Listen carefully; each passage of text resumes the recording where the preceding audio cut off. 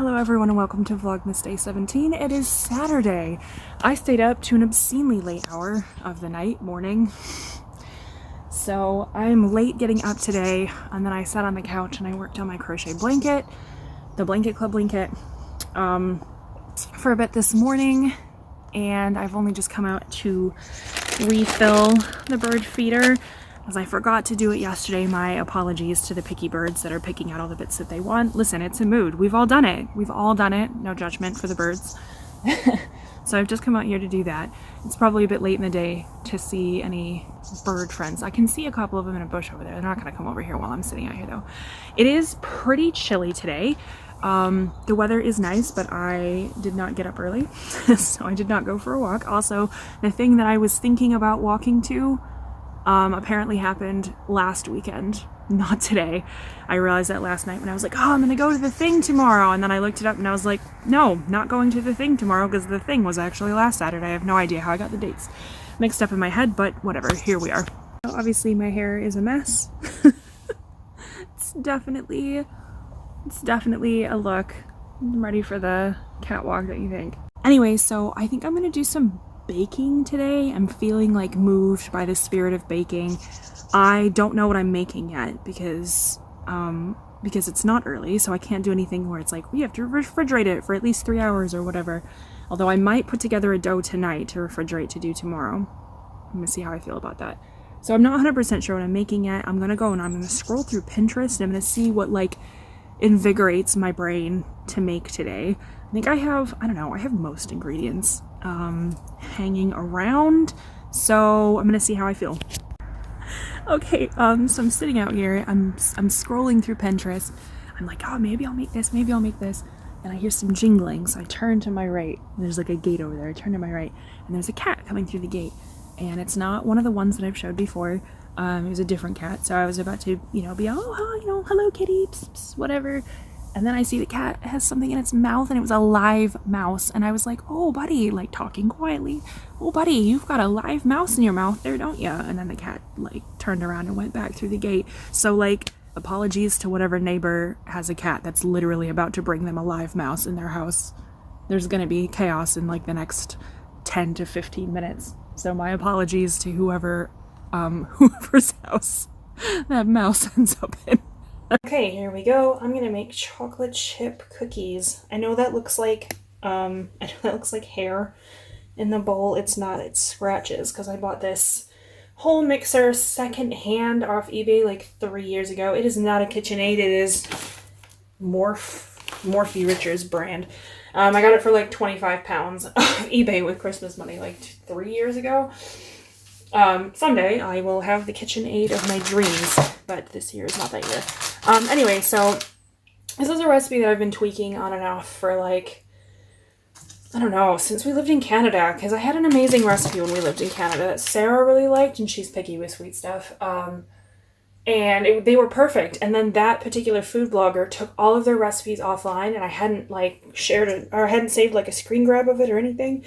So I've been trying to like recreate it, and it's been multi-year process. I don't know if I'm gonna get it this year. I told Sarah I was making chocolate chip cookies, and she gave me a very skeptical face, so let's see. It's like a very minor complaint, but I sort of miss how most butter places in the US will have measurements like on the side of the packaging to tell you. I know that measurements are different here, but I still run into a lot of recipes that still measure butter in tablespoons, even if the rest of the ingredients are in proper metric, and I don't know why that is. So, whatever, I guess. Hey, I'm starting off with 100 grams of butter that I lightly melted in the microwave. To that, I am adding 100 grams of granulated sugar and 60 grams of light brown sugar. So I saw on TikTok the other day that it was a pastry chef who was saying most people don't actually cream together their butter and sugar long enough. I don't know if that's going to help or hurt my case, but I'm going to give it a try because I've never tried it before, so let's see what happens.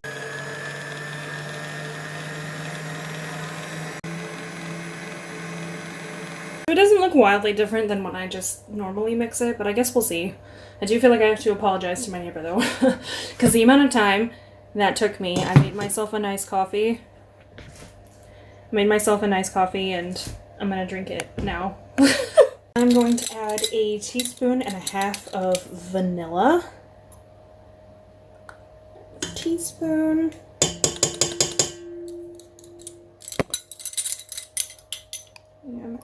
And a half that I spilled half of on the table. And then I need to add an egg. However, I've done lots of experimentation with eggs, and I think that they need to be the extra large eggs. If they aren't extra large eggs, you may want to like experiment using 1 large egg and then like maybe half of another egg. I know that that's really annoying, so so anyway, we're gonna hopefully see how this goes. I know a lot of you probably just screamed at me cracking that right into the bowl. I realized halfway through that that was probably a bad plan, but it seems to have worked out, so I probably will not learn my lessons. And now I'm gonna go ahead, I'm gonna turn the mixer back on. Sorry, neighbors, in advance. And I'm gonna mix all that together. I will say that the egg goes in after the sugar, because if you put sugar on top of an egg, it can like mess up the emulsification process. So keep that in mind, that can have an impact. Science, etc.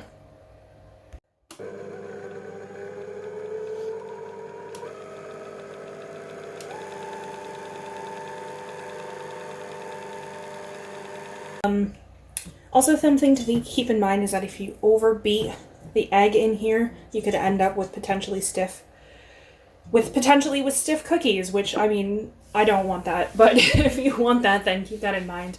So while you want to kind of beat the heck out of the creaming of the butter and the sugar in the beginning, we want to really watch it from the steps from now into the end with incorporating, because we don't want stiff, hard, sad cookies. I'm going to add the flour now. It's really easy, I think, to make cookies too floury. It's one of my biggest issues and one of Sarah's biggest complaints is that the cookies end up tasting too floury, like the ratios, the balance is off. So I'm going to do 185 grams of plain flour. I did like 200 last year and they did not match what I had wanted. So I'm going to try 185. And then I'm also going to add, okay, so I'm going to use baking powder because I'm actually out of baking soda. There's the vanilla that I spilled on the table. I'm actually out of baking soda, which was a surprise to me. What I thought was 1 canister each was actually 2 baking powder. They kind of work in sort of the same way, except baking soda is much stronger. It's about 3 times stronger as baking powder. That's not a huge deal because I don't really want tons of rise on these cookies because I feel like that can make them feel too cake-like. So I'm going to use 1 teaspoon of baking powder and hope that that didn't just ruin my entire life. And about half a teaspoon of just normal table salt. It's not very much, and we may be finishing with flaky salt if I still have some in the cupboard. If not, then we won't. We're going to mix again, but like I said, we want to make sure that we don't overmix, or we're going to get cookies where the gluten is too developed and they're going to be not as dense and chewy and nice as what I'm looking for. So I'm just going to like gently mix this until it becomes a little bit more of a dough. Here's where we're at. I feel like this is a decent consistency. It's pretty dough-like. It's still a little bit wet, but we haven't even added in our chocolate chips yet, so let's do that. So personally, I think that doubling the chocolate chips in any recipe is just always going to be a good choice. I mean, more chocolate is always good, right? Also, I do remember that the ones that I used to make in Canada had just an immense amount of chocolate chips in them. And I sort of feel like maybe that's what made them so good. squish this with the chocolate really. I'm dropping them on the floor. You can hear them. Alright, so I have milk chocolate and dark chocolate. But do you know what? I am also going to do milk chocolate chunks because I feel like the chunks really help to make it like the ooeyest, gooeyest, nice cookie that we're all hoping for. So this is like half a block of baking chocolate. I'm just going to kind of do a bit of a rough chop. Apologies again to my neighbors listening to me make a lot of noise in the kitchen. I'm just going to pop this into here.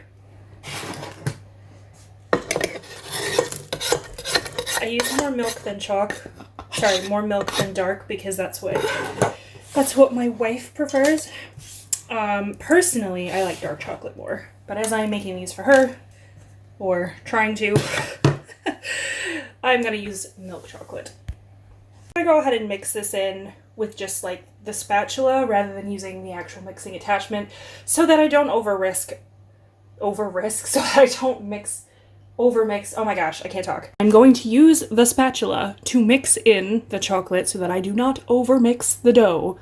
Legit had to practice that 3 times off camera. So here's kind of what we're looking at. I did swap to a big spoon because the spatula wasn't really handling it. So this is kind of what I've got. It's pretty dense. There's tons of chocolate chips. I don't know if these are going to spread too much. I'm a bit worried. Usually they puff up too much. Now I'm worried they're going to spread too much, that maybe I've overcompensated. So with these, I just kind of do like a loose spoon. I try not to handle cookies too much because it kind of like squicks me out. Anyway, I don't like stuff that's overhandled. It just kind of, I don't know, squicks me out. I don't know why, it just does, which is the reason that I hate cake pops. I understand if you're making cake pops to like rescue a cake that got messed up, but to make a perfectly good cake, just to mess it up, I can't deal with it. I can't deal with it. I'm sorry. I have strong feelings about cake pops. I'm done having a tantrum about cake pops. I'm gonna pop these into the oven. We have a slightly over-eager oven in this house, so I'm gonna have to keep kind of an eagle eye on them and not leave them alone. So I'm gonna pop some of these in, and I'm gonna see how it goes, and hope that it goes well. So it's 350 Fahrenheit and 175 Celsius. Hopefully, I don't want to give y'all the recipe until I know that they're good, because if they suck, don't make them. Apparently supposed to make a dozen cookies. I never like specified that, but like a dozen. So you could like double all this if you wanted to make more, but you might not want to because they might turn out bad, so let's find out. Listen, I know a lot of you are probably thinking, oh no, you shouldn't eat raw cookie dough. If that's what takes me out, I'm okay with it. Listen, even if the cookies turn out completely trash, the cookie dough is pretty damn good. Alright, that's all I'm having, I swear.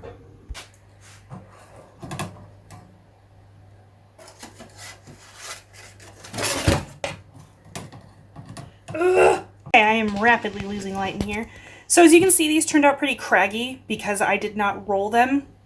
Honestly, I kind of prefer them that way because I feel like you get more of the nice little crispy, crunchy bits. This one had so much chocolate in it that it started to come apart. This was only 10 minutes in the oven. Like I said, my oven is like weirdly super powered. I don't know why it's like that. But keep that in mind if you do decide to make these. Sarah came in and she had some of the dough. She ate not too long ago, so she did not want a cookie. But she had some of the dough and she admitted that the dough was very good. So even if the cookies do not pass muster, do you know what though? I feel like they're gonna pass muster for me. Let's find out. Alright, so I grabbed a piece of one of them.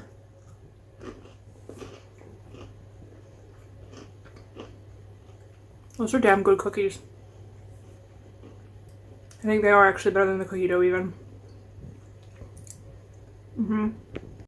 Alright y'all, that's gonna be it from me today. I don't know if you can see my breath.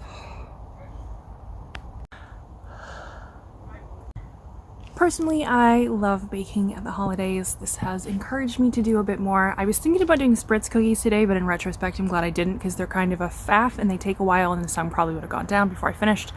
And then I would have been annoyed, and then I would inevitably get annoyed at the cookie press because I get annoyed at it every single year. Why do I keep making them? Because they're delicious. I might like wrap up and leave some of the chocolate chip cookie dough and just like leave it in the fridge for when I feel like baking some more of it rather than doing them all today. Because when they're right out of the oven, y'all, they're really nice.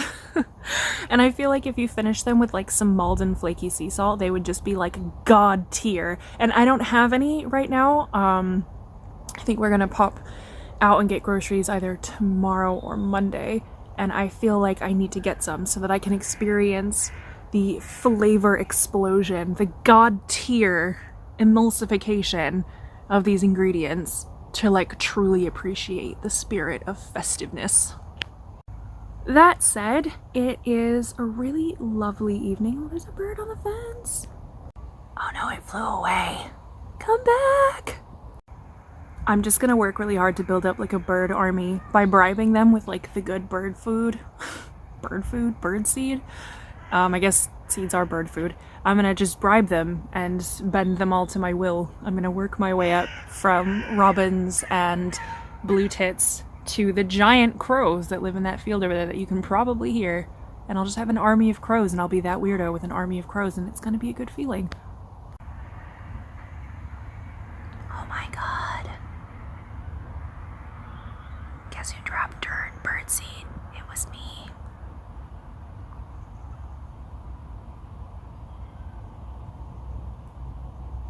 Oh my god.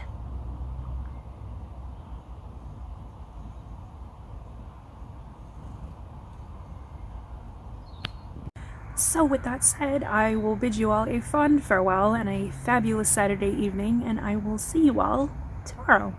I'm gonna end up spending a shit ton of money on a new camera, and it's gonna be so that I can film birds in low light, because this camera clearly can't hack it. But that's gonna be why. I'm gonna turn into a bird watcher. It's happening already. The transformation has begun.